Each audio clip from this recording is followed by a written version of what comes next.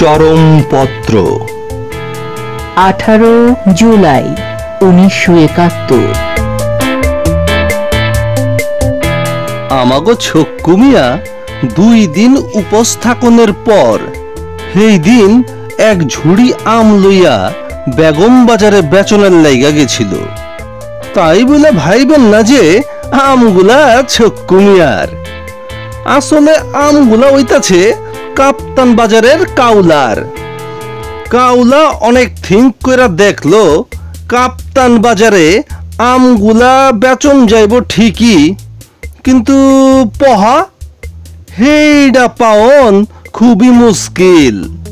কেননা ঠাটারি বাজার কাপ্তান বাজারের দিকে আবার অশান্তি কমিটির মেম্বরের নম্বর খুবই বেশি। আর সেই মেম্বার গো কেন জানি না হ্যাবিট হইছে মাল কিনা পহা না দেওনের।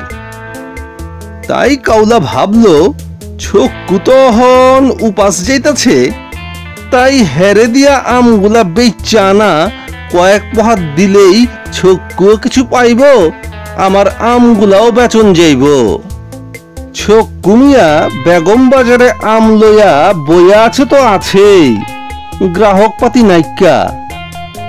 হ্যাঁ, সে যখন ছক্কুর চুল বেদনাটা একটু কইরা চারা মারতাছে, তখন দেখে কি খুব লম্বা এক সাপ আইসা হাজির।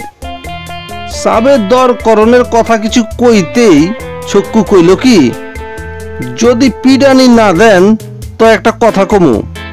সাপ কইল হ্যাঁ বলতে পারো। ছক্কু কইল যদি পকেটের মধ্যে 1 টাকার নোট থাহে তয় দর করতে পারেন। লম্বু গাহেক খুব গরম, কেন 1 টাকার নোট ছাড়া নেবে না নাকি? ছক্কু একটা 22,000 টাকা দামের আশি দিয়া কান্ডা একটু চুলকায়া কইল দেখেন স্যার, আজকাল কেন জানি না স্টেট ব্যাংকের গভর্নরের দস্তখতওয়ালা নোট লইতে খুবই ডর করে। কেন 50 টাকা 10 টাকার নোট নিতে ভয় কিসের? আহা স্যার, আপনি যদি একটু খেয়াল করেন তয় দেখবেন 1 টাকার নোটের মধ্যে কোনো ওয়াদা নাইকা, মানে কিনা আইন মতো 1 টাকার নোটের কেউ স্টেট ব্যাংকের কাছে ভাঙচা চাইতে পারে না। আহা ও হলো ক্লিয়ার হইলেন না? তয় কই শুনেন, 1 টাকা ছাড়া সমস্ত নোটের মধ্যে লেখা আছে চাহিবা মাত্র স্টেট ব্যাংক সমমূল্যের টাকা দিতে বাধ্য, তারপর একটা দস্তখত। আর 1 টাকার নোটের মধ্যে এই সব কিছুই লেখা নাইকা, কিন্তু ইয়া হিসাবে যে লোটের মধ্যে সেই ওয়াদার কথা যত বড় করে লেখা আছে, সেই লোট তত তাড়াতাড়ি মন্ত্র পইরা কাগজ বানাইতাছে। লম্বু সাপ ঠান্ডা হইল, কইল ঠিক আছে 1 টাকার নোট দিয়েই দাম দেব। এরপর বহুত মুলামুলির পর ছক্কু মিয়া পুরা চাঙ্গারি আম বেচা ফালাইল। ছক্কু সাবের থলিয়ার মধ্যে যখন আমগুলা তুলতাছে, তখন সাবে আটকা কয় কি, আরে কি হলো, এতক্ষণ তো লক্ষ্যই করি নাই, তোমার আমগুলোর সাইজ এত ছোট কেন? ছক্কু একটা তেরসি নজর মেরা কইল না সাব, কি যে কন, আমের সাইজ ঠিকই আছে, আপনি আবার দোতলার থনে দেখতাছেন কিনা, তাই সাইজগুলা ছোট লাগতাছে। আপনার সাইজ আমাগো মতো ওইলেই আমের সাইজটা ঠিক মতো নজর আইতো, বুঝছেন? আমাগো ইয়া হিসাবে আম কিনেন না লম্বু সাব হইছে, অনেক দূর রাওয়ালপিন্ডিতে বইয়া আছেন কিনা, তাই বাংলাদেশে হানাদার বাহিনীর কায় কারবার কিছুই দেখতে পাইতাছেন না, সবই তার কাছে নরমাল লাগতাছে। কিন্তু যারাই নজদিকে গেছে, মানে কিনা বাংলাদেশের দখলকৃত এলাকা ট্যুর করছে, তাগো কেউ ভিমরি খাইছে, কেউ ডরাইছে, কেউ গাইলাইছে, আবার কেউ খুব খারাপ খারাপ কথা কইছে। এই রকম একটা কারবারের মধ্যে ওয়ার্ল্ড ব্যাংকের পুরা রিপোর্ট দুনিয়ার সমস্ত খবরের কাগজে ছাপা হইছে। এই রিপোর্টের একটু খুনাইতাছি। বাংলাদেশের স্বাভাবিক অবস্থা ফিরিয়ে আনতে হলে ইয়াহিয়ার সমস্ত সৈন্য প্রত্যাহার করতে হবে আর অবিলম্বে বেসামরিক শাসন ব্যবস্থা চালু করা দরকার। বাংলাদেশের পরিস্থিতি স্বাভাবিক হয়ে আসার কোনো লক্ষণই দেখা যাচ্ছে না। যানবাহন চলাচল বিপর্যস্ত, জনসাধারণের মনে দেখা দিয়েছে আতঙ্ক ও আস্থার অভাব, আর সঙ্গে সঙ্গে চলছে পাল্টা প্রতিশোধ ও বিদ্রোহাত্মক কার্যকলাপ। এই ধরনের রিপোর্ট হইলে তার কি রকম রেজাল্ট হয় তা তো একটা মক্তব মাদ্রাসার পোলাও কইতে পারবো। ফক্কা বুঝছেন?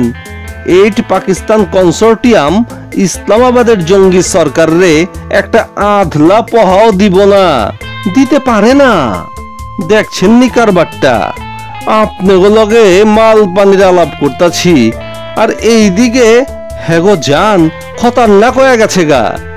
ছেঁড়া বেড়া আর ফাতা ফাতা শব্দের অর্থ এতদিন ঠিক মতো বুঝি নাই কা। অহন মেহেরপুরের খবর হুন্না শব্দ দুটার অর্থ খুবই ভালো রকম বুঝতাছি। ইয়াহিয়া সাহেব একটা খুবই খারাপ কাম করছেন। কেন এইসব সোলজার গো অলিম্পিক গেমে না পাঠাইয়া বাংলাদেশে পাঠাইছে? আরে দৌড় দৌড়! খাল বিল গর্ত খন্দক জঙ্গল ক্ষেত সব ডোন্ট কেয়ার কইরা ঝাইরা দৌড়। সন্ধ্যাবেলায় মাঠের মধ্যে গরু যেমন খুঁড়ি উড়ানের লগে লগে বাড়ির দিকে দৌড় দেয়, সেই রকম দৌড় দিয়া ইয়াহিয়া সাহেবের সোলজাররা খালি চিল্লাইতাছে, মামু আগে আইলো, মামু আগে আইলো। আর মুক্তি ফৌজের বাড়ির চোটে এখন সমস্ত বাংকার গুড়া আর ট্রেঞ্চ গুলা লাশে ভইরা গেছে গা। বাকি মালেরা মালপত্র ফালাইয়া এক দৌড়ে 15 mile. Chinese rifle, American mortar আর ওয়াহর তৈরি বুলেট সব বিচ্ছুর লাহাল পোলাগুলা লয়ে গেছে গা। আমি কই কি এক কাম করলে হয় না? যে সব সোলজাররা মেহেরপুর থনে পিডানির চোটে ভাগওয়াট হইছুন তারা গতরের মিলিটারি ড্রেস খুইলা রিসিপশন সেন্টারে রিপোর্ট করলেই তো এক ঢিলে 2 পাখি মারা যায়। খুবই সুন্দর রিসিপশন পাওনের চান্স আছে। আর পাকিস্তান অবজারভার মর্নিং নিউজে ব্যানার হেডলাইনে খবর ছাপা হবে, দলে দলে রিফিউজি গো দেশে প্রত্যাবর্তন। চাই কি প্লেনে কইরা টেলিভিশনের ক্যামেরাম্যান, এপিপির রিপোর্টার, মায়ের রেডিওর জিল্লুর সাবে পর্যন্ত আইতে পারে। কিন্তু একটা কথা কয়া দেই, বেশি হাউকাউ কইরেন না। মুক্তি বাহিনীর গেরিলাগো কাছে আজকাল আমেরিকান মর্টার আর চাইনিজ মেশিন গানের নম্বর খুবই বাইরা গেছে গা। যে কোনো টাইমে যে কোনো জায়গায়, এমনকি ধানের ক্ষেত, পাটের ক্ষেত, আমের বাগান, পানের বড়ো, বাঁশের ঝাড়, মসজিদের পিছন থেকে এই বিচ্ছুগুলা হাজির হইতে পারে। হ্যাঁ গো, এখন একটাই স্লোগান, আরে আপ ভাগো পিন্ডি যাও, কাহে ভাই 100 মখর বানাও, আরে আপ ভাগো পিন্ডি যাও।